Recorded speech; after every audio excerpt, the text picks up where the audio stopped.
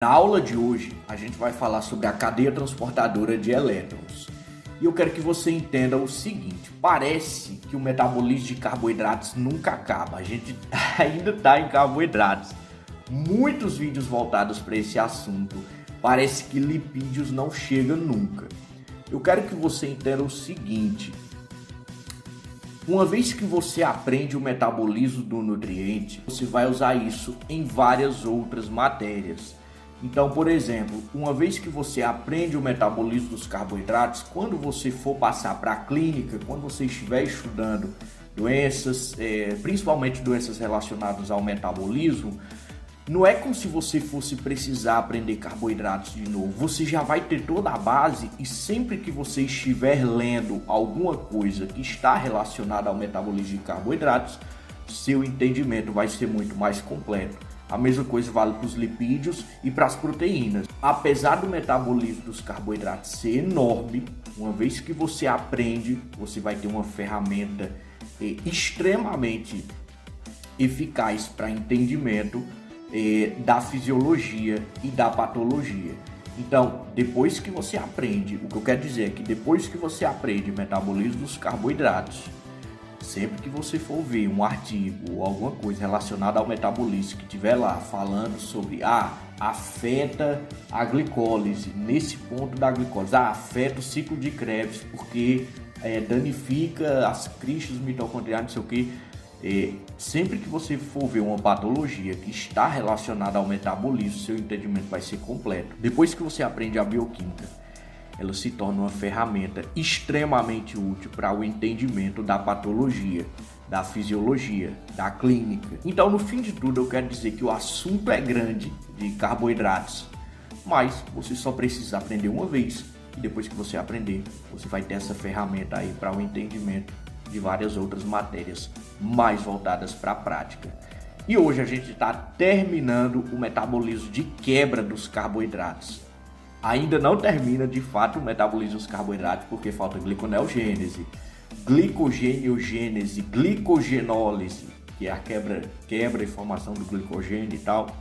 Mas enfim, pelo menos vamos terminar uma dessas etapas, que é a quebra do carboidrato, que começou lá, lembra? Na digestão mecânica e química, que eu falei brevemente, porque isso é assunto de fisiologia, digestão mecânica e química, que a mecânica seria a mastigação, você está comendo o alimento, e a química vai ser através de enzimas.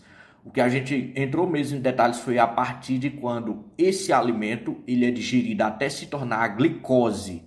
A glicose entra na célula para sofrer a glicólise. Nós vimos o passo a passo da quebra da glicose. Então ela entra na célula, lá no citosol ela vai sofrer sucessivas etapas até se transformar em 2 piruvatos. Esses 2 piruvatos vão entrar na mitocôndria e vão passar por uma fase de transição. Lembra a piruvato desidrogenase? E aí depois tem um ciclo de Krebs. E aí, por fim, a gente tem a cadeia transportadora de elétrons. Então, esses são os passos para você transformar o carboidrato, comida, em energia. Primeiro, a digestão mecânica química, que vai acontecer no seu trato gastrointestinal, no seu sistema digestório. Depois, a gente tem a glicose no sangue entrando na célula e passando pelo processo de glicólise, ou seja, quebra da glicose. Essa quebra vai resultar em 2 piruvatos que vão entrar na mitocôndria. Dentro da mitocôndria, esses 2 piruvatos vão se transformar em acetil-CoA pela ação da enzima piruvato desidrogenase.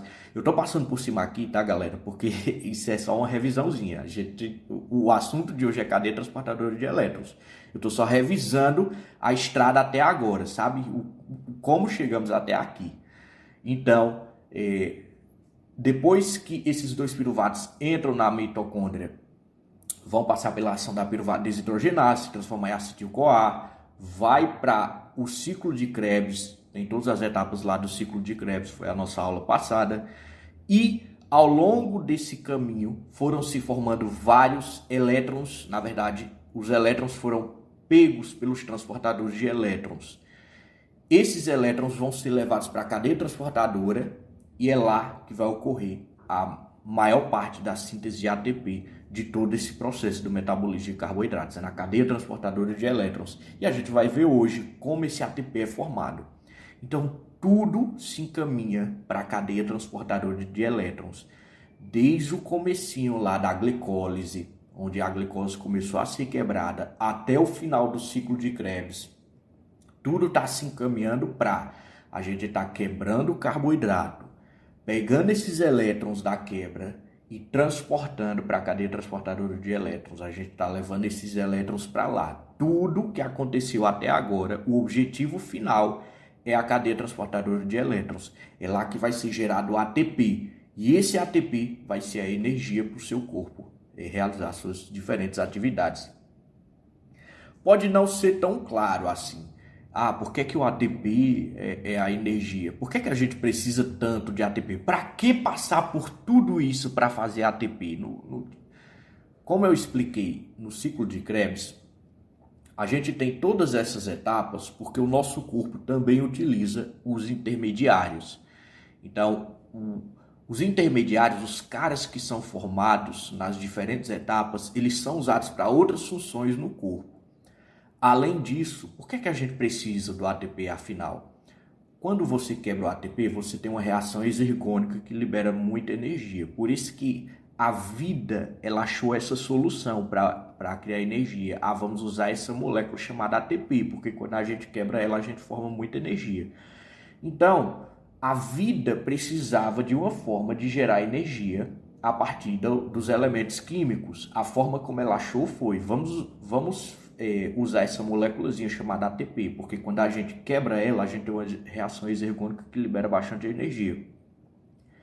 Então, o ATP foi a solução energética para que a vida fosse possível no nosso planeta. E todo esse processo aqui é o meio pelo qual os seres heterotróficos, nós que nos alimentamos, a gente quebra os carboidratos dos quais nós nos alimentamos até formar o ATP. Então, tudo que aconteceu até agora foi para quebrar carboidrato, pegar os elétrons e levar para a cadeia transportadora de elétrons. E é lá que vai ser gerado o ATP, que vai ser usado como moeda energética do seu corpo. Vamos lá ver como esses ATPs são formados. Então, nós temos uma versão simplificada da mitocôndria. A mitocôndria ela tem uma membrana externa, uma membrana interna e a matriz. Então, são duas membranas, aí a gente tem um espacinho ali entre essas membranas, espaço intermembrana, e a matriz, que seria o meio dela, seria, entre aspas, o citosol da mitocôndria. No livro do Leninger, você vai encontrar um esquema muito mais detalhado, né? A membrana externa, ele vai dizer o que cada uma dessas partes contém. Se você olhar direito, a membrana externa diz assim, livremente permeável a pequenas moléculas e íons.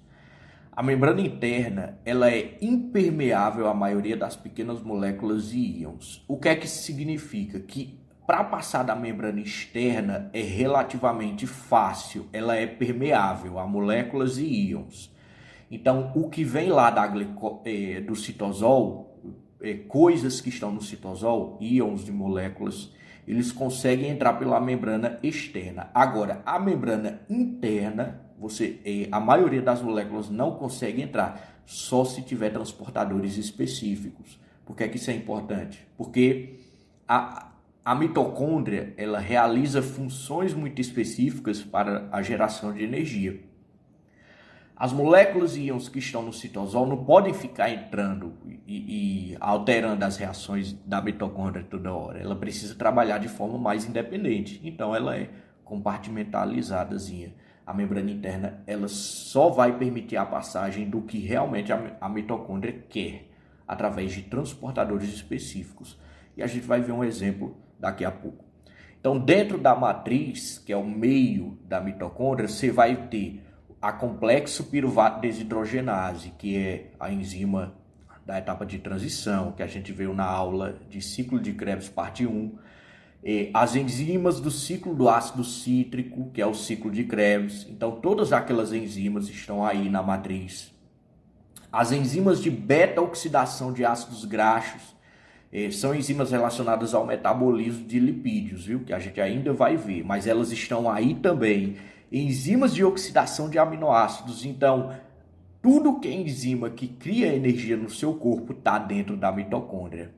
DNA, ribossomos, porque toda a questão que a mitocôndria provavelmente era uma bactéria em tempos imemoriais e depois ela foi assimilada por nós seres heterotróficos e eucariotos. Nós temos também muitas outras enzimas, nós temos ATP, ADP, magnésio, cálcio, potássio e muitos outros intermediários. Então, dentro da matriz mitocondrial tem bastante coisa. Mas vamos lá para como os elétrons que estão vindo de várias outras etapas, trazidos pelo NAD e pelo FAD, vão gerar energia aqui na cadeia transportadora de elétrons. Primeiro, a gente tem um problema para resolver. Se você lembra da aula de glicólise, a quebra da glicose, você vai ver que sai um NAD de lá, né? O NAD e o FAD que saem do ciclo do ácido cítrico, ou o ciclo de Krebs, eles já estão na matriz. Então, eles não precisam ser transportados para a matriz. Só que lá na glicólise, nós temos um NAD saindo. E é o seguinte, eu acabei de falar para você que a membrana interna ela é impermeável à maioria das moléculas e íons. Não tem como esse NAD esse NADH, que está no citosol, que está saindo da glicólise, entrar na matriz mitocondrial. Ele vai precisar passar por um processo. A gente vai passar rápido por esse processo. Não é tão importante você saber os intermediários. O que eu quero que você entenda é a membrana interna da mitocôndria. Ela é impermeável à maioria das moléculas de íons.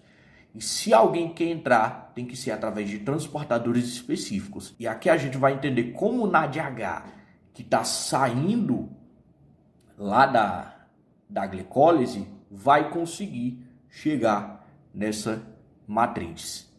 Então, o NADH, lá em cima, que está saindo da glicólise, ele vai chegar da seguinte forma. Primeiro, ele vai ser convertido em malato, através da enzima malato desidrogenase. E aí, esse malato, ele vai conseguir entrar na matriz através de transportadores específicos. Lembra que a cadeia transportadora de elétrons, o que tem que chegar lá são os elétrons. O NADH, ele não consegue entrar na membrana interna. Porém, se ele doar o elétron dele a outro cara que consegue entrar, então, na verdade, o que está acontecendo aqui é que o NADH, ele está dando o elétron para outro cara levar para dentro. Quem é esse outro cara? O malato. Então, o NADH, ele vai doar o elétron dele para outro cara. Essa união vai formar o malato. O malato, ele vai entrar na membrana interna através de transportadores específicos. Ele vai entrar na matriz, quer dizer. Lá dentro, esse malato vai ser convertido em oxaloacetato pela enzima malato desidrogenase, dessa vez mitocondrial. Essa transformação vai liberar de volta o elétron que o NADH doou. Então, entende o seguinte, o NADH, ele doa o elétron a alguém. Quando esse alguém pega o elétron, ele se transforma em malato. Quem vai mediar isso é a malato desidrogenase. No caso, a malato desidrogenase lá do citosol. Esse malato, ele entra na membrana interna. Lá dentro, ele vai novamente ser separado em oxaloacetato.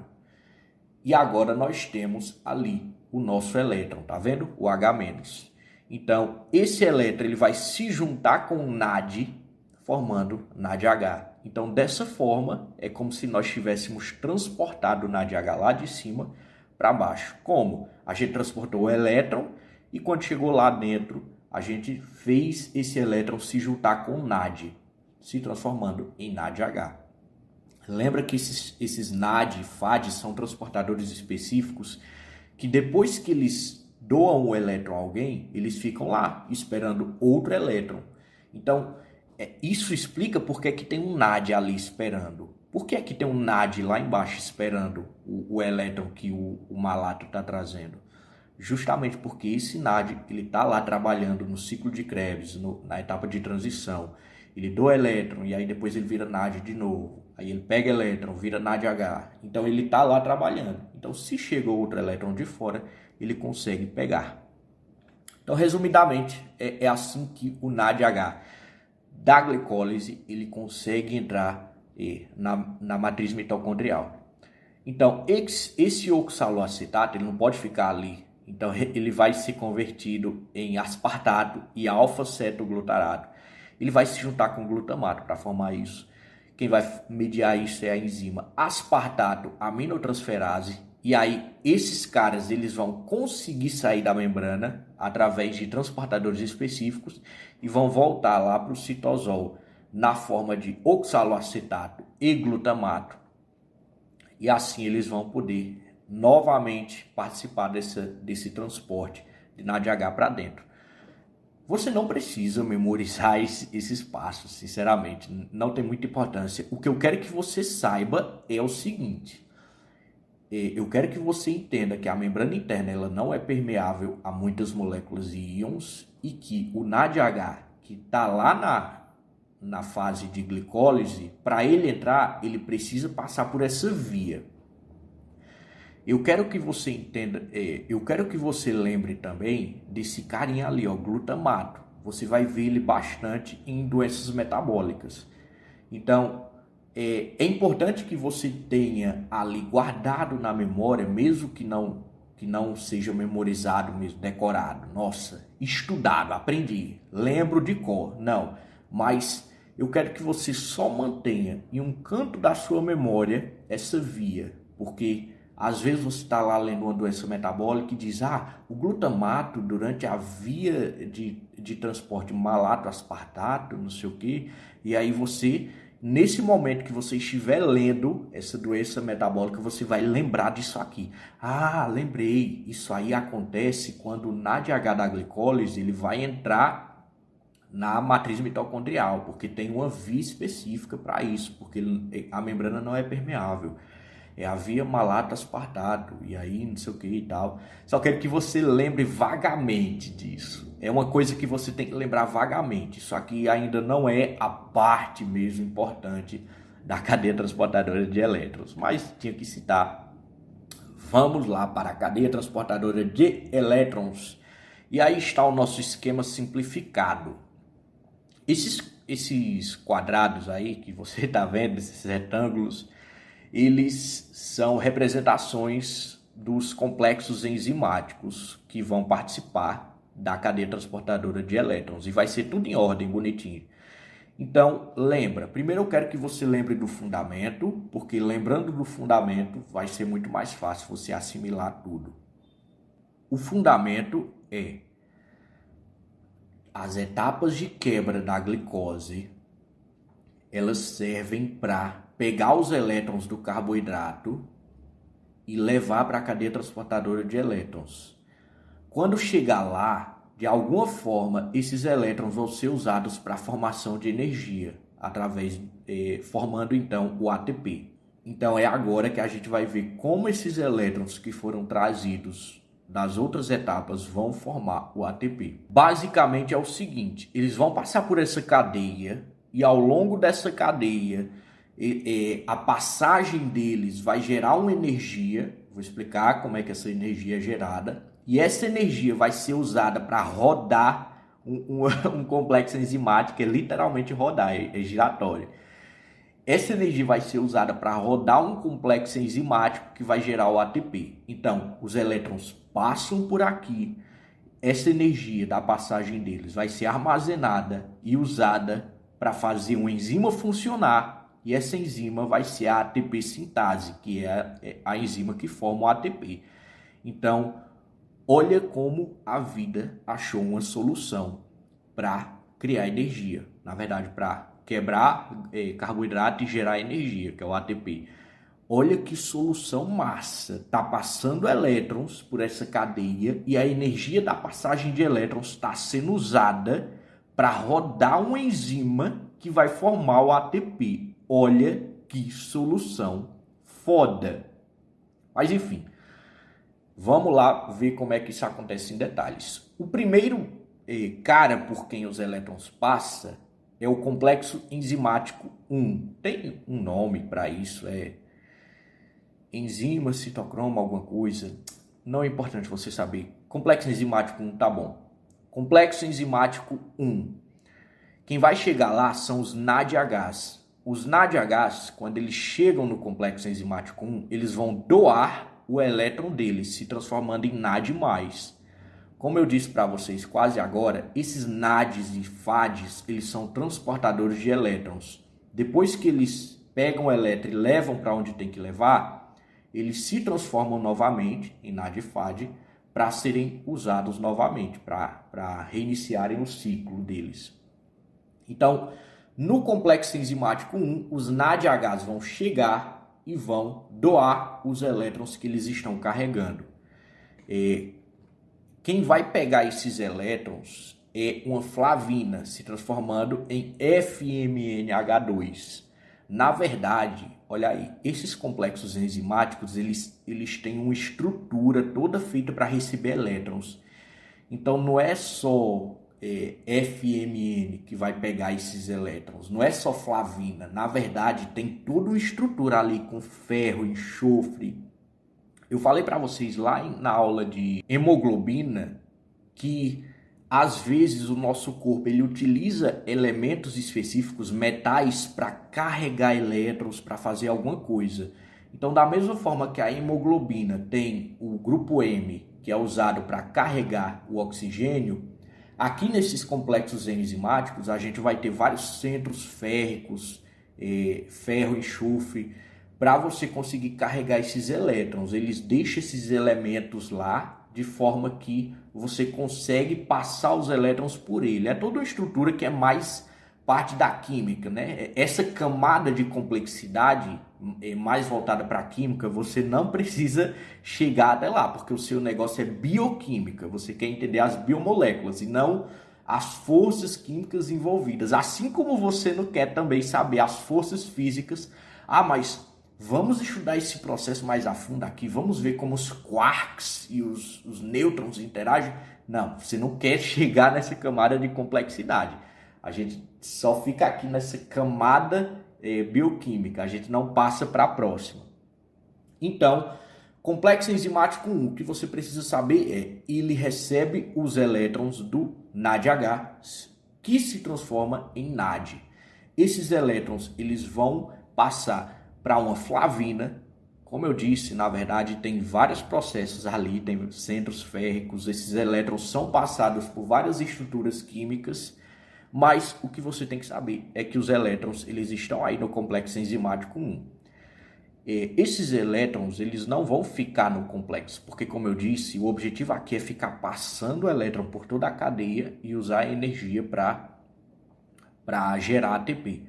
Então, eles não vão ficar no complexo enzimático 1, eles vão ser pegos por uma coenzima Q, ou ubiquinona. Na verdade, é ubiquinona e ubiquinol, mas vou explicar isso. Essa coenzima Q, ela tem a ubiquinona, ou Q, e aí essa ubiquinona vai pegar os elétrons se transformando em ubiquinol, QH2. Ó, tá vendo? Ó?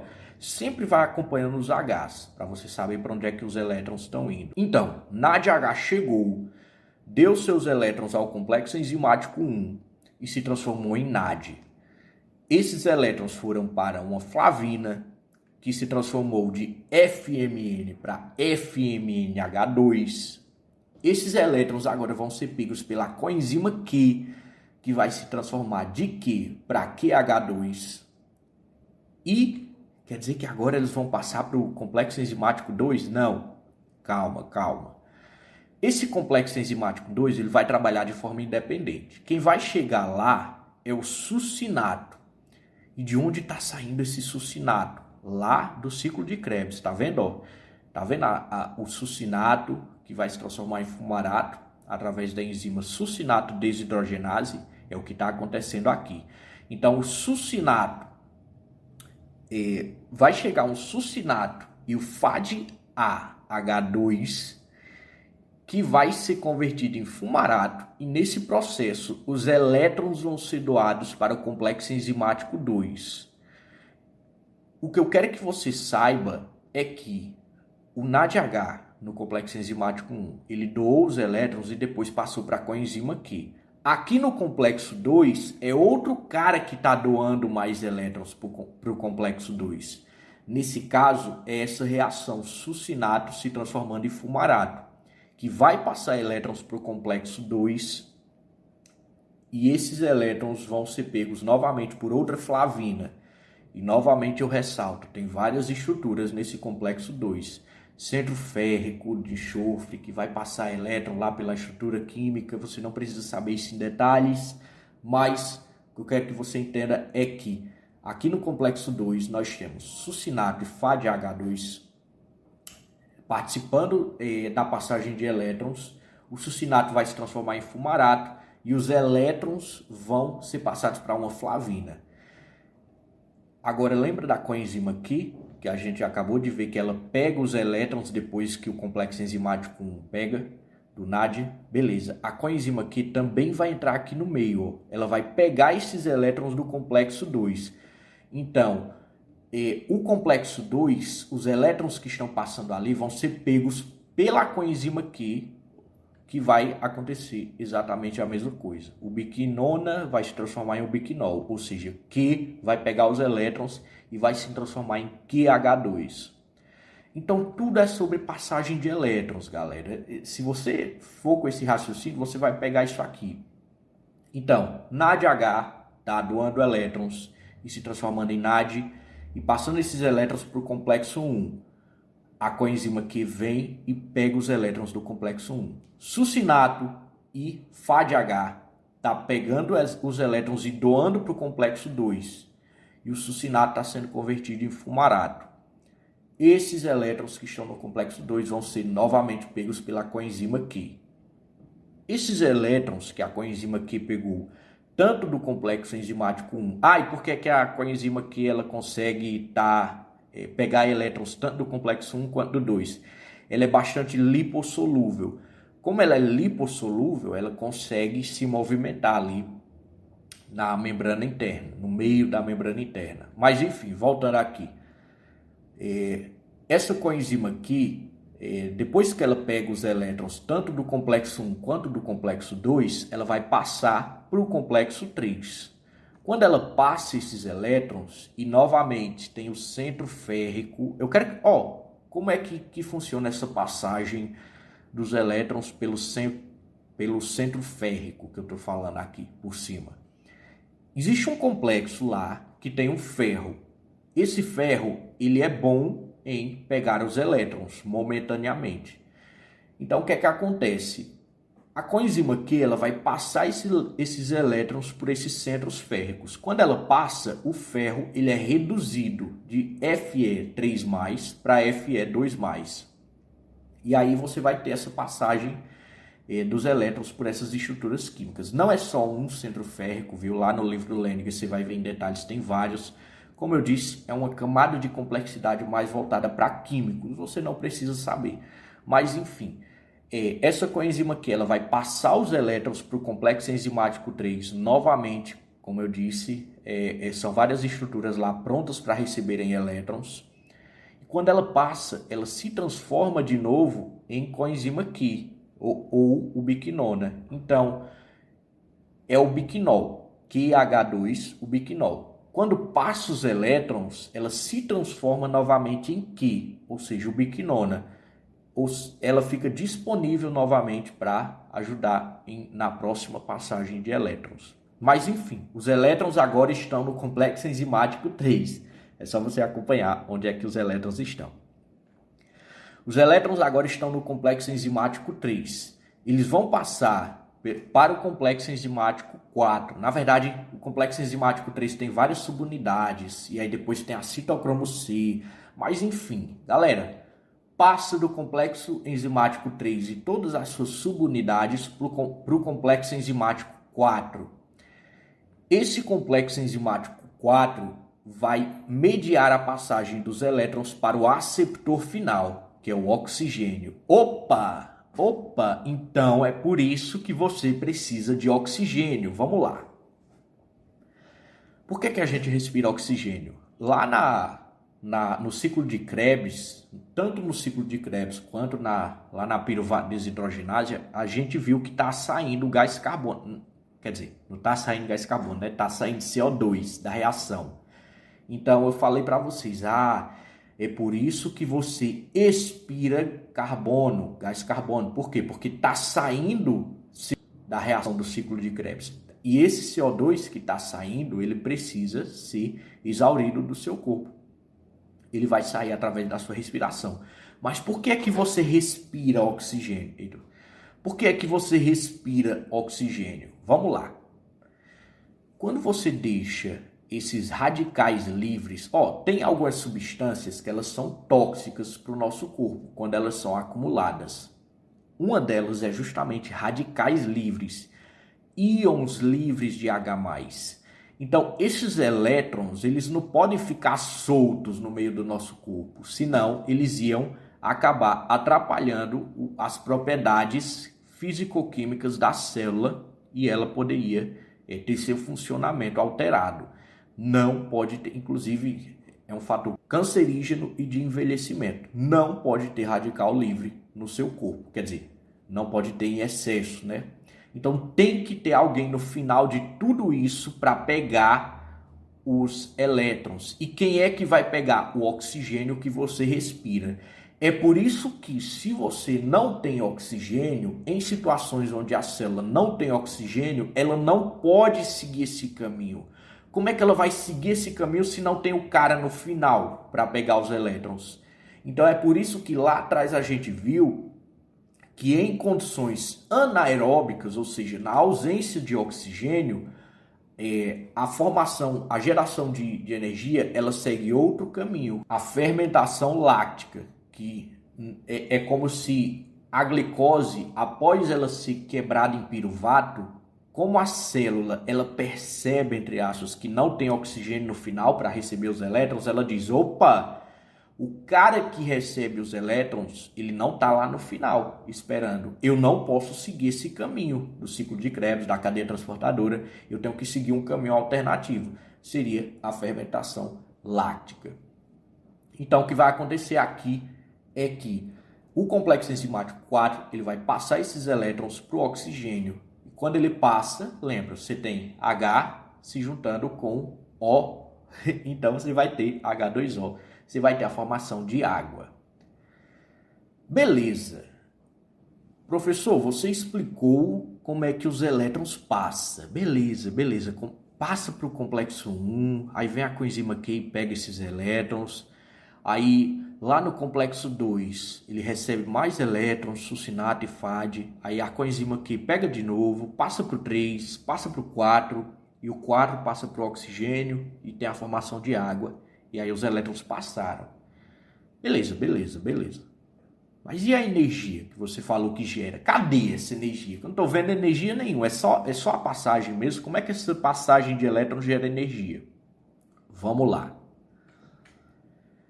Ao longo da cadeia, toda vez que os elétrons passam, eles meio que liberam uma energia. Essa energia, ela é armazenada de uma forma. Como?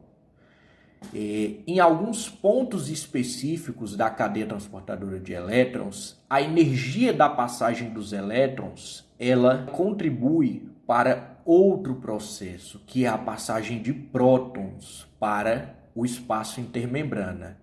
Então, em alguns pontos, mais especificamente no complexo 1, lá no finalzinho do complexo 3, na verdade na citocromo, e no complexo 4, você tem a passagem de alguns prótons para o espaço intermembrana. Então, está passando elétrons e a relação ali de forças químicas envolvidas ocasiona a passagem de prótons da matriz para o espaço intermembrana, desse espaço mais dourado para o espaço marrom.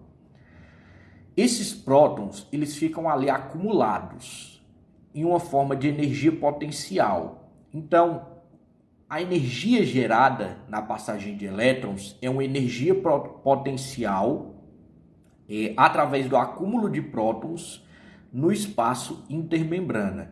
Então, o que eu quero que você saiba é, ao longo da cadeia transportadora de elétrons, a energia dessa passagem ocasiona em passagem de prótons para o espaço intermembrana que ficam acumulados. Esses prótons acumulados, eles têm energia potencial. Como assim?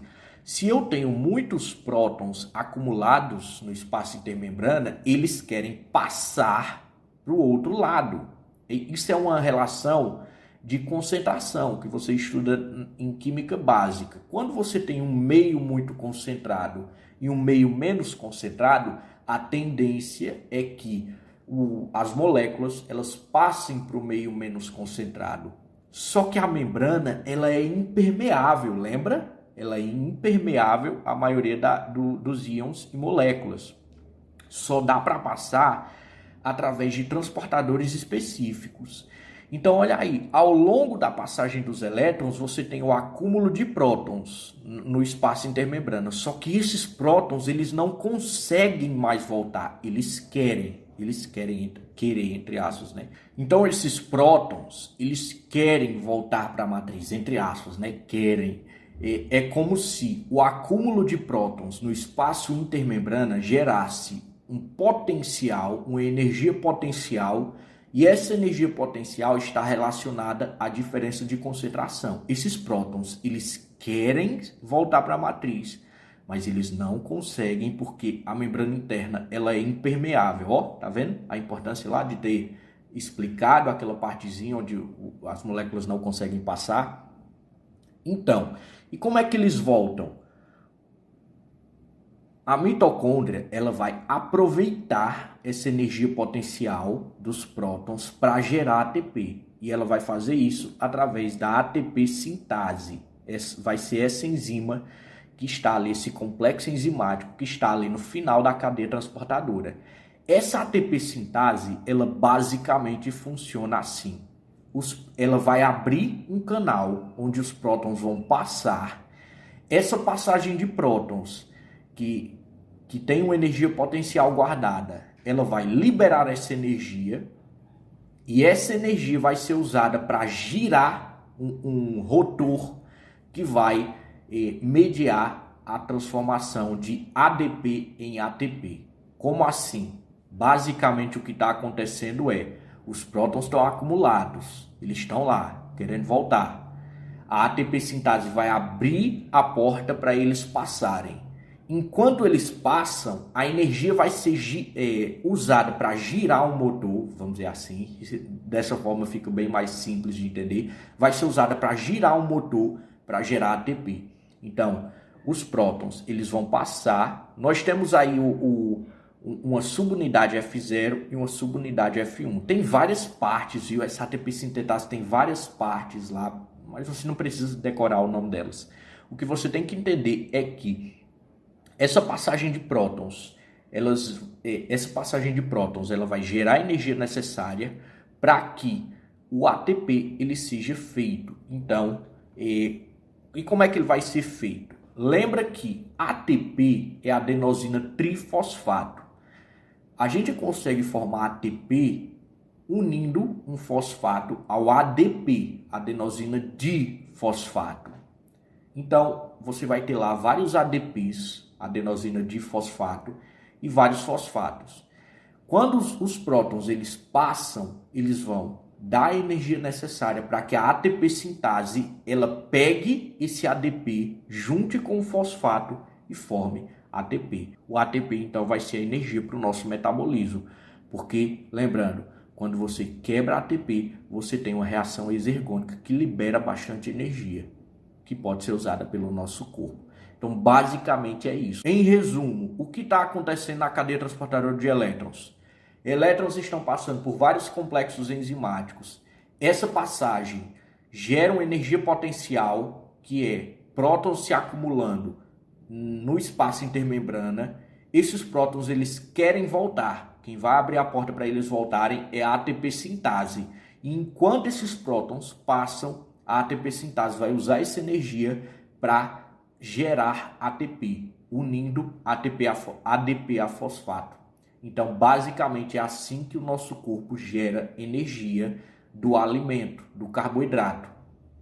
Quando você se alimenta, começa todo o processo lá, desde a mastigação, enzimas da digestão, aí glicose no sangue, entra na célula, glicólise, entra na mitocôndria, aí complexo piruvado desidrogenase, ciclo de Krebs, cadeia transportadora de elétrons, tudo culmina na formação do ATP, no finalzinho da cadeia transportadora de elétrons.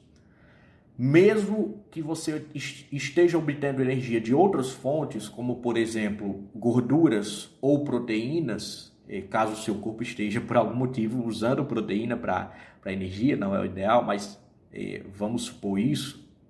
Mesmo nessas situações, tanto a proteína quanto o lipídio, eles ainda são, de alguma forma, transformados em glicose pelo processo de gliconeogênese para passarem por aqui, caso eles sejam usados para gerar energia. Então é assim que o seu corpo gera energia. Foi todo esse processo que nós explicamos até agora. Isso é a quebra do carboidrato. Isso é a geração bioquímica de energia no seu corpo. É todo esse processo. Na farmacologia e na patologia, você vai ver que existem algumas doenças e fármacos que vão impedir etapas pontuais desses processos, seja a glicose, ciclo de Krebs ou a cadeia transportadora de elétrons. E quando você impede uma dessas etapas, você impede a geração de ATP. Esses dias eu estava assistindo um vídeo de um canal, acho que é Medicina Explicada, alguma coisa assim, que falava de um menino que morreu após comer macarrão estragado. E aí, na explicação dele lá, teve uma parte que ele falou sobre um fármaco que ele tomou que desacoplava a síntese de ATP da cadeia transportadora de elétrons. O que significa isso? Significa o seguinte: a passagem de prótons da cadeia transportadora, a passagem de elétrons, ela está acoplada à ATP sintase. Como assim? Quando passa os elétrons, a ATP sintase usa essa energia para girar o motor, entre aspas, e gerar ATP. Quando você desacopla esse processo ele normalmente é acoplado, ou seja, quando um acontece, o outro também acontece.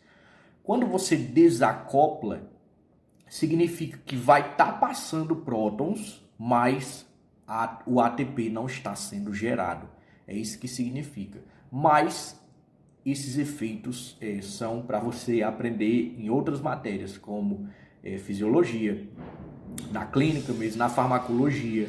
Aqui o objetivo é ensinar a bioquímica. Esse é o objetivo, um acervo de vídeos explicando toda a bioquímica, biofísica e biologia molecular para você ter a base dos estudos de outras matérias que são voltadas para a sua área. Atlas era conhecido como o gigante que sustentava a Terra na mitologia grega.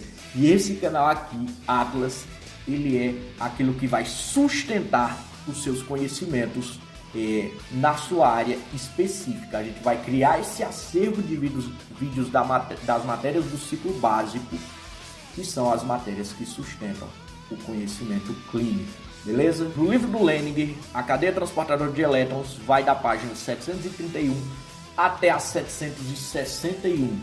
Novamente, eu recomendo que você leia, porque lá vai ter todos os detalhes. Lembra dos detalhezinhos que eu pulei?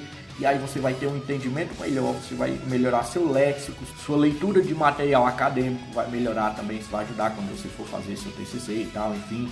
Ler artigos, quando você for ler artigos, você vai ser auxiliado pelo seu hábito de leitura que você construiu no começo da faculdade. Se você pegou esse vídeo, estava pesquisando aí cadeia transportadora de elétrons e pegou esse vídeo na tora, se inscreve aí no canal, deixa o seu curtir, que a gente vai cobrir todo o conteúdo de bioquímica para ensino superior.